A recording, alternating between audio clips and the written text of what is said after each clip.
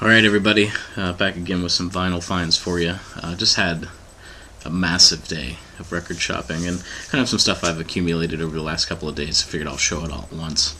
So this one may be a little bit of a long video, but so over the weekend, starting to get a little bit of a cold, by the way, because I was definitely moving some records around the last couple of days, and I think really just stirring up the dust has not done me good. So anyhow, I went to I hit up a Goodwill, and I also hit up a record store that just outside of Pittsburgh. It's just a place I don't really go to that often, but they've started to collect vinyl. I mean, generally they were mainly just a used CD store. And it's kind of sad because as of the last, I think I've talked about it before, but as time has sort of gone on, I don't think with the people buying as many CDs, the selection really isn't as good as when, say for instance, mid to late 90s when I used to be buying music from them. But they've still been around. I mean, I think they've been around for over 10 years now, I think.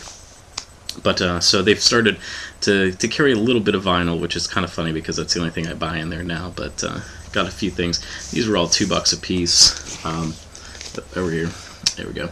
This is Iron Butterfly Heavy, which this is one band I think I've mentioned before that I've sort of neglected, and I'm just sort of trying to collect their stuff here because they put out a lot of albums and they kind of fit into that, that 60s psych kind of stuff that I enjoy. This is a pretty cool twofer here. I have the other one, but this is Wild Honey in 2020. The other one is Smiley Smile and Friends, I believe. It's the Beach Boys, kind of on the Brother record. The other one looks almost identical, except up here it's just a different name. So, just very, very cool stuff. Again, $2. I couldn't pass it up.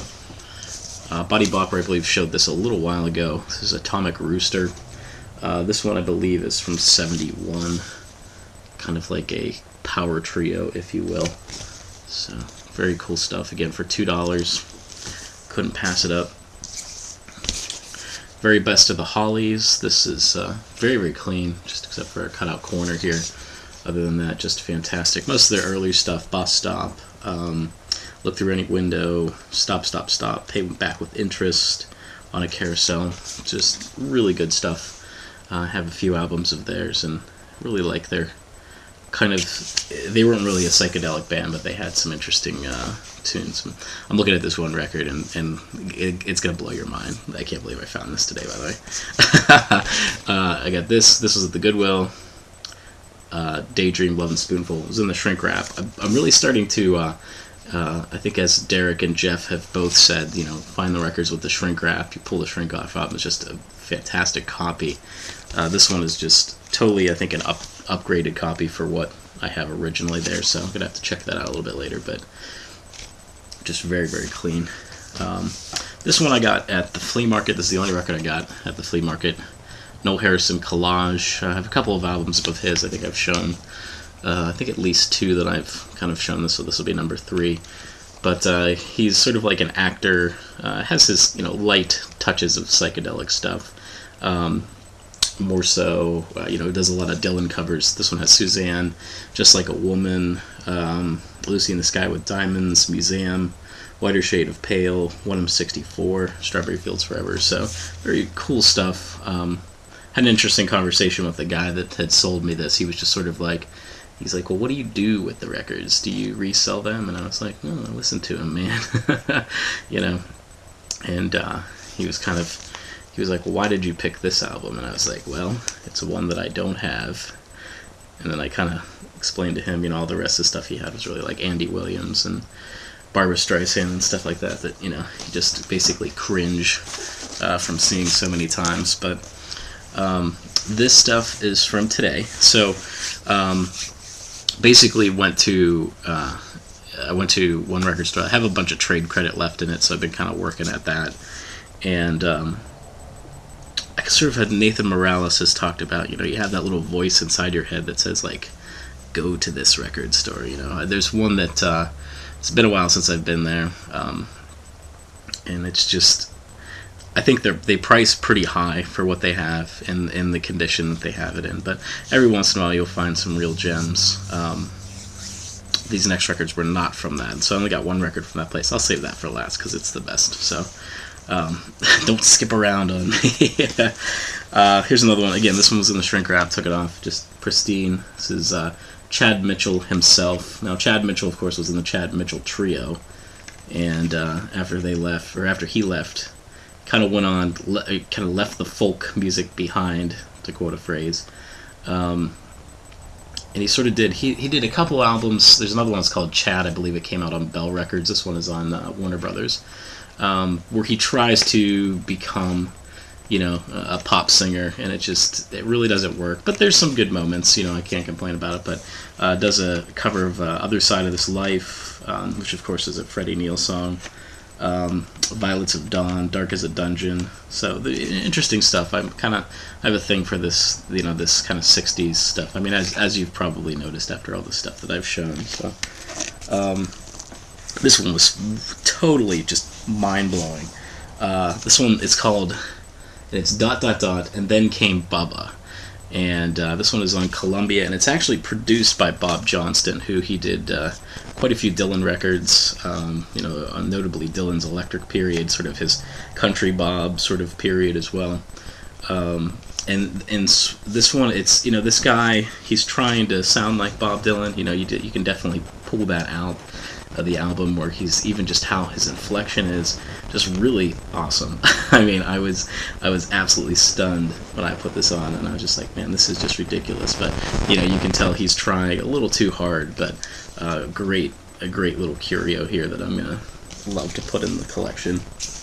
So this is the Canadian folk on the our peaceful neighbors to the north. Glowing 00 Cabbage. Mr. 666 Skulls, I think is what it is. Who else is up there in Canada? Hard Rocks Records. I don't know if you guys know anything about this guy. Hey, if you feel free to comment. Blue Naz, another one. Sorry, Craig, I forgot about you. Let me know what your thoughts are on this. We have this is Steve, and it's I believe it's Steve. I don't know how you pronounce that. Feist? I don't know. They had two albums by him. This one's 1967. Definitely he's French-Canadian. But he does quite a few pretty cool songs. There's the album leads off with Alice Long, which is a Boyce and Hart song. You're Still My Favorite Girlfriend, Alice Long. And then the second track is And Suddenly, which was done by the Cherry People, a group from Washington, D.C., and suddenly my world is filled with laughter, happiness, whatever they say in there, I don't remember. Also does a cover of Chewy Chewy, so how, the Ohio Express, the 1910 Fruit Gum Company, how I love that kind of stuff. But they had another album of his that this one came out in 67. There was another one from 72 where he was kind of doing the rock leaning, but I just could not get into it. This stuff is the stuff that I love. So Steve. Another awesome kind of curio here. This is Piero. This is just an Argentinian folk record. Just my mind was absolutely blown when I put this on. I mean, it's some good stuff, some very, very good stuff. Of course, it's on the CBS label. This is really cool, where the 360 stereo sound. Half of it is live, and then half of it is studio. The studio has definitely the kind of the sugar-coated pop, kind of Wrecking Crew-esque sound to it. So. Pick this up because we have now created, we were going to genres, by the way, as far as with the record organization, so we're sort of breaking it down into a few things. And so we have we do have a world section now, and then we also have like a weird section. So I don't know which section this will definitely go into the world stuff, but could not pass it up. I mean, like I said, I was kind of rating the international section this time. So this one I've seen before, and I passed on, and I saw it today, and I said, hey, why not? It's called Show of Hands, formerly Anthrax. I mean, this one is kind of beat up. The cover is kind of in bad shape. I saw they had one, same record store, had one probably about maybe 4 months ago or so. It was $7. This was only $5. Just really cool stuff on the Elektra label. Just kind of sounds like just like a rock trio kind of thing. Just really cool stuff. Again, you know how much I love this stuff, so couldn't pass that up. Here's one called The Peddlers. Woo, watch out. This one is called Birthday Suit, I think is what the joke is. Kind of a three-piece from England. From what I was reading online, I'll watch where I put my hand there. From what I was reading online, that they were kind of had kind of some cross paths with the Beatles and things like that, where through Ringo Starr and stuff like that. So very cool. Excited to listen to it. Kind of heavy on the organ is what it sort of sounds like. This one is definitely cool. So this is one of the early 60s San Francisco psych bands, the Son of Champlin. San Francisco, they put out one single on Verve in about 1967 and then sort of disappeared. And then one day this album came out, definitely on the psych side. I was reading a little bit about it. There's a big jam on here, 14 minutes long, called Freedom. And just sort of a little bit too much, kind of is what they people talk about. I guess really it's a nice period piece, but I think as far as with redeeming quality, it doesn't really have too much, but at the same time it's definitely, if you're into this stuff, as we've talked about, this stuff is, right down my street. And then there's also, I don't know if you can see it, but we'll just sort of hold it here. There's check out that hangnail from Record Shopping, by the way. One of the little signs here, there was a apparently the cover had to be withdrawn. There's the F word on there, by the way, as what I was pointing at, and they actually had to withdrew the record. So that's one of the ones that still has it on there, where it wasn't all scratched out. But so now the big surprise. So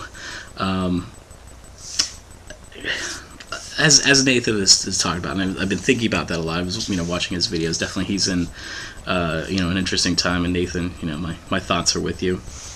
And it's life and life only, I guess, as Bob Dylan would say.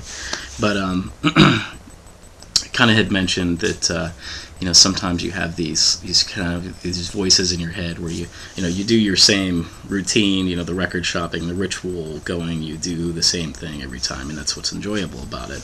But sometimes you hear, in your head, you sort of or get that feeling, that it's like, I'm gonna go check out this place, And like I said, there's a record store. I don't really go to it that often. Their prices are pretty high. For the quality of stuff that they have, sometimes it's just, I kind of go in there and I see some stuff and it's kind of like, I've left there empty-handed quite a few times, which is really a shame, but at the same time, if their prices were maybe just a couple bucks less, I would probably buy a lot more stuff from there. And I used to, before I started finding out some of these other shops that were around. So I go in and I walk right in, and sort of in the this just in bin, I find this. So this is one of those records again. This has been a fantastic year for me, record shopping. I've been just crossing just the most amazing stuff off my list, and this one has been at the top of that list for quite some time. So this is just a stereo copy of Pink Floyd, Piper at the Gates of Dawn. This is an OG. As you can see, it's on the Tower label, which, like, when I saw that, I was like, wait, that's on Tower? Of course, most of the releases that you kind of expected either to be on Capitol or Harvest in the U.S. Did not know this came out on Tower, but they also had the single for See Emily Play on Tower, which was $250. So, and then they also had, I'm sorry, I lost my train of thought. They had a mono copy of the Beatles' White Album, which was just, $300 for that one. So, I don't know, part of me, wants to get a whole bunch of cash together, and, well, not cash, I don't want to pay cash for it, but a bunch of stuff to trade, and then maybe pull the trigger on it. But I was so excited to find this. A nice pair. I always skip a nice pair when I see it. For the last couple of times, I've been like, maybe I should buy it. you know, because at first I didn't realize what it was, and then, you know, oh, okay, well, it's the first 2 albums, but, you know, as a reissue. But I thought, you know what, I'm just going to wait, I'm going to hold out, and eventually I will find this. And today was that day. So, kind of a little treat for everybody. Oh, forgot about the, there we go, the digital confetti on this one. Surprise! Holy Grail. So, just what a fantastic day. And as I was saying with like Nathan, those voices that are in your head that say, you might want to go take a look and see what this record is. So, the price on this wasn't too bad. I thought, you know, I was kind of expecting it to be a little bit more. The jacket's, it's not split the whole way across the bottom, but it has, the middle part is kind of blown out. The top is okay, and the, of course, the side of this is just fantastic, just perfect. So, so glad everybody watched this. Thanks for checking out my vids and all that. 200 subscriber contest, of course, that's sort of winding down towards the end here. So if you have not submitted, thanks to everybody that submitted. I've tried my best to kind of like keep up. I've written everybody's name down, so I'll probably do like a roll call by the end of the week just to make sure everybody has mentioned or said their videos that they're showing. So we'll see you again. So take care, everybody.